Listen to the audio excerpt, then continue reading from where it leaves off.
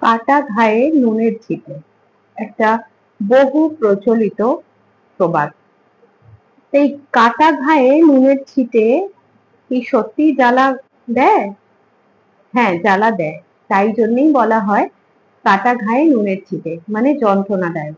এবার কি হয়, যে স্থানটা ক্ষত হয় অর্থাৎ যে স্থানটা কেটে গেছে সেই স্থানে যদি নুন লাগে বা নুনের ছিটে লাগে, সেখান থেকে জল বেরিয়ে আসে, মানে কোষগুলো থেকে অভিস্রবণ প্রক্রিয়ায় জল বেরিয়ে আসে। এবং নুন হলো সোডিয়াম ক্লোরাইড Na+ আর Cl-। এই Na+ আর Cl- পাশের কোষগুলোকেও সংকুচিত করে এবং সেখান থেকেও অভিস্রবণ প্রক্রিয়ায় পরপর জল বেরিয়ে আসতে থাকে।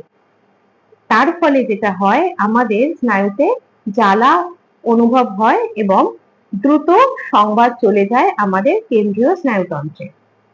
এবং পাশাপাশি কোষগুলো থেকে জল আকর্ষিত হওয়া এবং জল বেরিয়ে আসার জন্য, মানে সোডিয়াম ক্লোরাইড যেহেতু জলকে আকর্ষণ করছে, তাই জন্য জলের বেরিয়ে আসা এবং কোষগুলো সংকুচিত হওয়ার ফলে আমাদের জ্বালা অনুভব হয়।